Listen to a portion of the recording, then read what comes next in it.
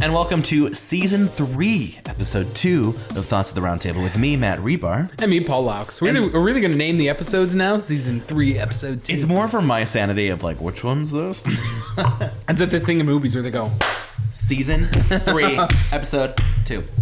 And today we're going to get back to our regular kind of programming, to say the least. We had so much to catch up on last time. I missed you. I know, I missed you too. There's a baby in there, and then a lot of lack of sleep, and then you made a movie, and then you also made an album, but we're back. Gosh. I like how probably going to be sporadic. We both had huge life events. You had a baby. I made a movie. I mean... And, you know, we're probably still going to be sporadic, but F it. That's how we live our lives. That's how we do it. What are you going to do? That's how we do it. I have a New Year's resolution, though. Yeah, I seriously need. Weirdly enough, I'm a millennial. I need to get better with social media. Oh, I really do. In fact, I have an announcement of that today. Oh, I'm finally back on Instagram. What? Am I following you? I doubt it. I've always had an Instagram. I've just never really used it that much. I think I follow you. And the funny thing is my first picture on. I only have like 5 pictures. Mm-hmm. The first one is of me and my ex-girlfriend, and then the fourth one is me and my wife. Oh my god, what's your handle on Instagram? Honestly, I have to look it up. Hold on. God. Stand by. Oh, it's Paul it should be just 22. Right? Paul Lux 22? It should be, yeah. And for those who are like, wait a minute, we know Paul's, we don't know mine. Mine is Reebstar, Hribstar. See, I don't even know how to use Instagram. Look at this. It's so easy. Oh my god. Yeah, see, that's the very first ones of me and my ex-girlfriend, and then there's me and my wife. And who would have known that photo of you and your current wife would get you to have a baby and a house together. That actually wasn't too long. When's the last time I posted on here? February 14, 2018. Okay, so it was a while ago. Oh, okay. It was a while ago. And there's 2 of my cat on there, so. Priorities, okay. I like it. Yeah, I gotta kind of delve back into Instagram. See, the thing is, I never really, Kitty got one too, a personal one. Look at that. Oh, so cute. But the funny thing is I'd never really have anything to take pictures of. Yeah. And so, like, Twitter's easy. It's just, little memes, bloobs or whatever. Yeah.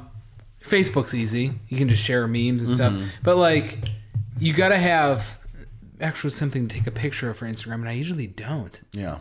And one of the hardest things I did was 2 years ago I did this. I took a 1 second video every day and then compiled it at the end. Oh, I love that. That was so hard to do, though, because I had to remember to take a second video of everything.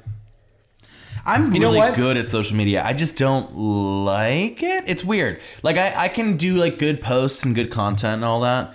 It just, when it comes down to, like, trying to make, like, an active social media person, like, that's just not who I am. Like, I'm on the go. I'm doing things. I'm working. And, I don't know. Social media, like, it's a BC list priority for me. So hold on. I'm actually going to do one right now. Oh, my God. We're doing Instagram post live. Yep. Right now. Because this is good radio, right? Where's getting the microphone? We're looking good. My hair is terrible. Hold on. Oh, God. Mine is, too. Nothing you're talking about here. How can that... There we go. I like that. Oh, no. I don't like that. Yeah, bring it back and there we go. There we go. Good. Yeah, I don't look too bad on that one. Well, and that's another thing. I try and just kind of be present, and sometimes, like, I'm not thinking of, like, that would be a good Instagram post. And maybe I need to, like, slow down and actually, like, take more photos, I guess, but, like, I don't know. See, I'm good with, I guess, I don't want to be that guy and say I'm good with memes, but I really am. Oh, you're a meme knight. But maybe a meme lord. I would give you that. I used to call myself the meme czar. Ooh, I like that. But I don't know. I just don't.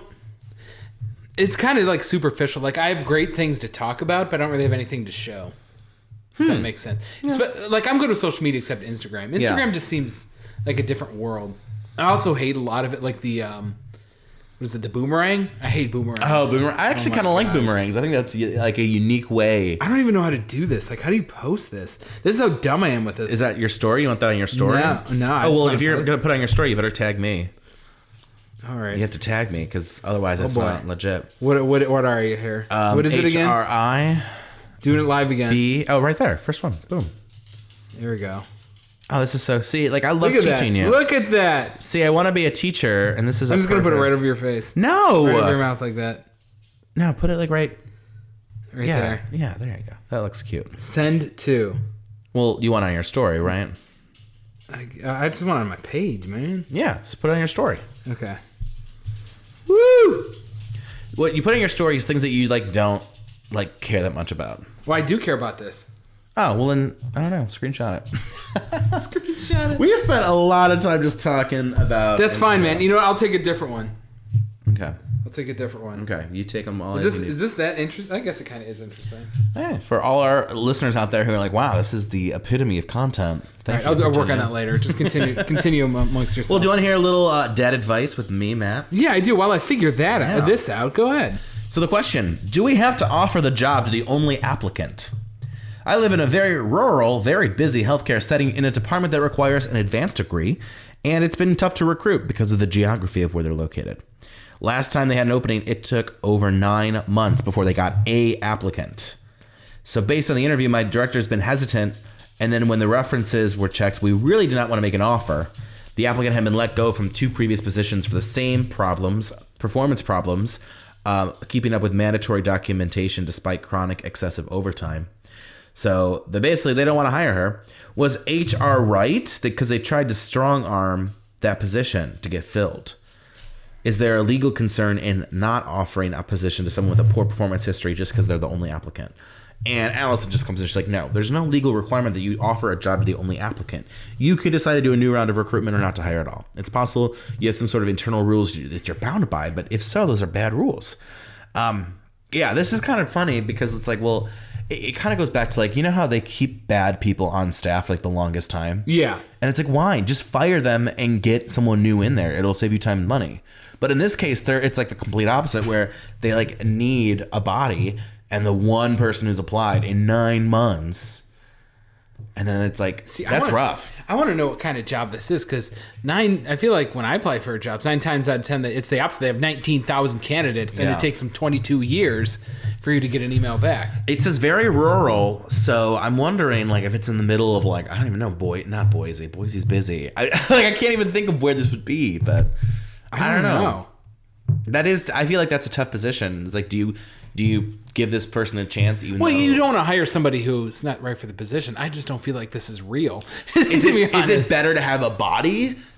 It depends on the field. I mean, is this being a doctor? Or is this an accountant? Or is this a line cook? I mean, what is this? That's the thing. I mean, it feels like, let's just say that in this work situation, everyone's stressed out because they need like one person. Right? Wait, say again? Let's say everyone's stressed out of their job because they need that one person to fill the job.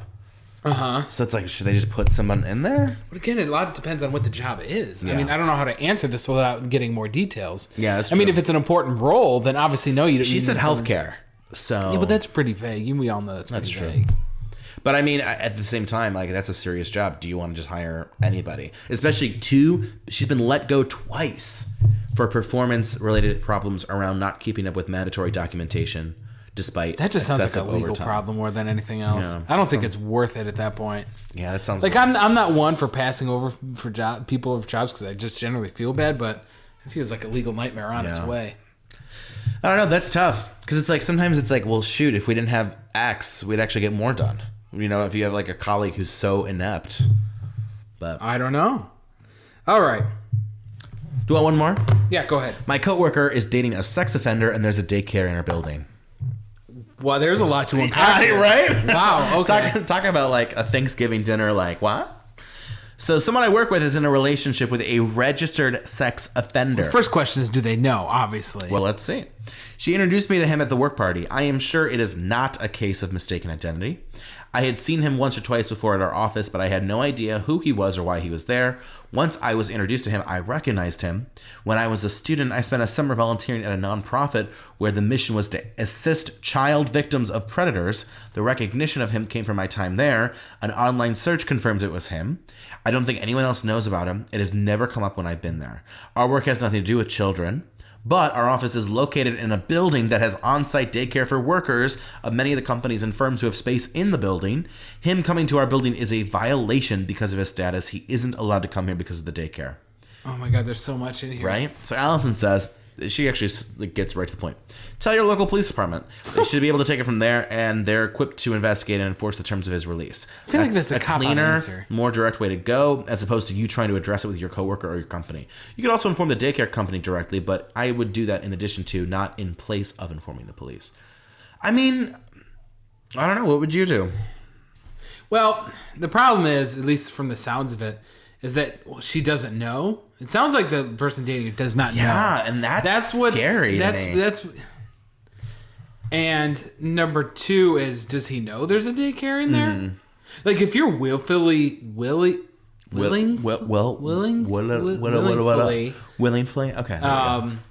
Willingly. There we go. Dumbass. If you're willingly breaking, whatever rules that you have set up, then obviously that's an issue. Yeah. But if you generally don't know, that is horrifying to me. That you would be like, I'm just gonna pretend it didn't happen. Like, that says a lot. Well, obviously you can't pretend that this is not a thing.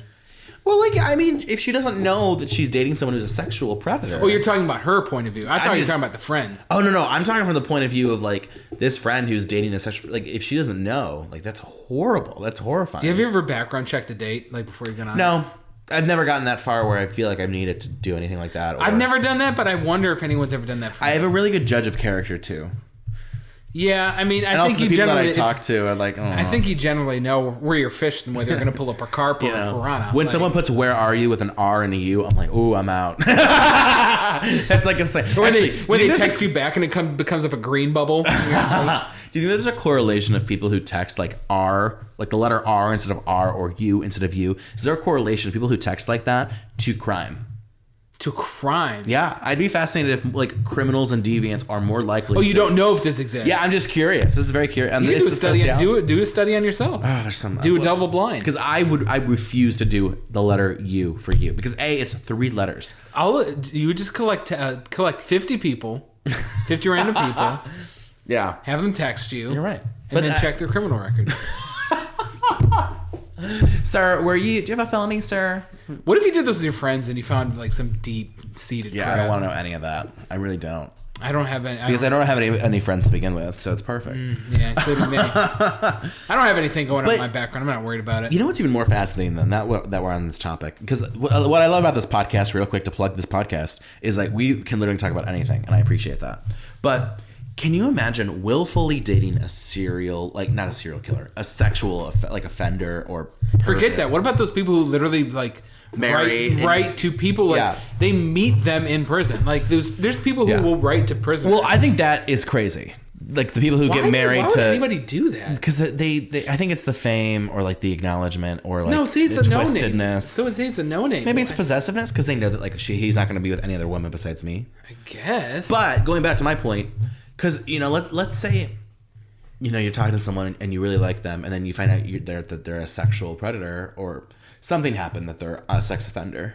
I mean, and that's the thing. There's so many different levels of being a sex offender. I mean, there's, you can be someone who's raped or someone who has, molested all the way to like, if let's say you got drunk and you pee in public and got caught by a cop, you can be a sexual offender for that.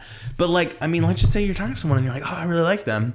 And then that comes up. I mean, is that like an automatic, like, how do you react to that?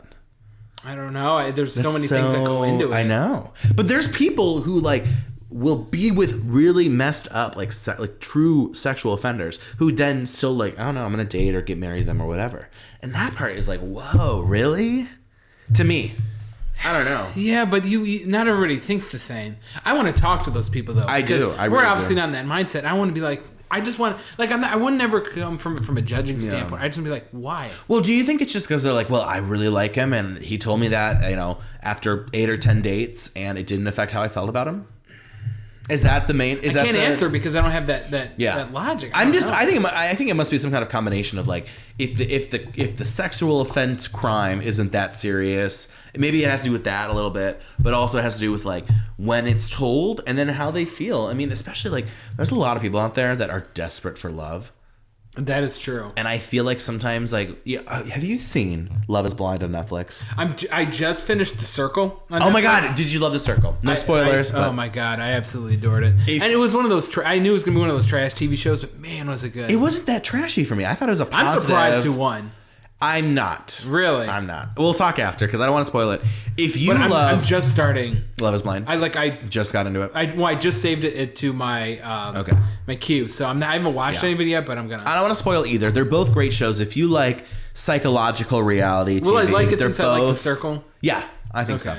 But the thing with Love is Blind, and this isn't a spoiler, this is just kind of the facts. You pick this up in the first 5 minutes. They're all desperate for marriage. They're all desperate for the love of their life. Are they playing it up, though, because it's a reality show? I mean, I feel like you can play it up, but, like, you have to go into this, like, they go into it knowing that, like, if they meet someone, the idea is that they get married, you know, within a month of meeting the person. Did you ever watch the? It's kind of when I watched The Circle, it kind of reminded me of it because they're all isolated. Mm-hmm. I don't know if I've ever brought this up to you before. Do you remember the show Quarantine? No, what is that? Nobody remembers this show, and every once in a while I come across it online. I remember it. It was a game show. Okay. I think done by Game Show Network, and it was only one season. It was like a one and done, and they were going to do another season, but I can only imagine the legal issues. There was 10 people, I believe, and they were all quarantined. They were essentially they were all in their own room, and they were never allowed to leave. They couldn't see anything else. The only thing they could interact with was this computer. Like it was like Siri, basically. Yeah. And they would have to do tasks and pretty simple things. And it would be whoever does this the longest and whoever does it the shortest amount of time gets eliminated. It was like $1 million prize or something. Wow. And it would be like the most mundane things. Like the very first one, I'll never forget, was they had to stand barefoot on a rubber welcome mat. Literally, that's it. That's all you had to do. But the thing is, they didn't tell you when the other people in quarantine got off the mat and lost. Wow. And you had to stand the longest time in order to win.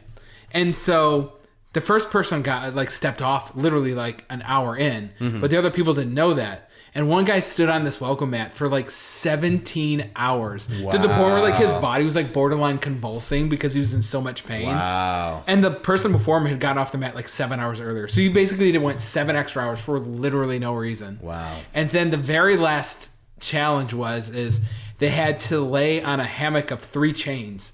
Like one chain down the middle and 2 chains on the side. And then these people stayed on it for I think like 36 hours because there's only 2 of them left. Yeah. And so they stayed on it so long they eventually took the middle chain out. So then we were just basically hanging over 2 chains, and they stayed on for like another day, and they were like bleeding from this stuff. And the one guy ended up staying on the hammock like 19 hours or something longer than the person second. It was ridiculous. Like it was literally kind of like torturing people. Yeah. And so I'm kind of not surprised it never came back, but maybe it would be different if they could see each other, or if they were told like, I don't know, or if they stopped it after the one person, I don't know. And then the one thing, and then they every once in a while they wouldn't let them sleep. They'd play music all night long.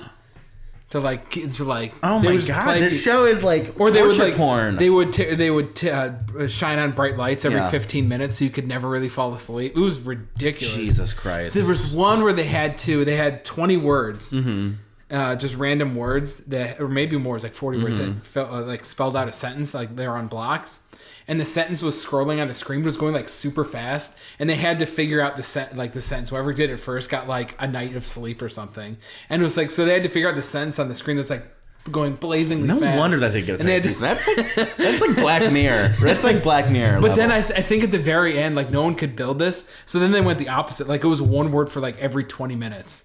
So then you would forget what like 3 words ago was because it was an hour earlier. Jesus. That is insane. Oh man, I miss that show. Yeah, you love that. I'm like horrified.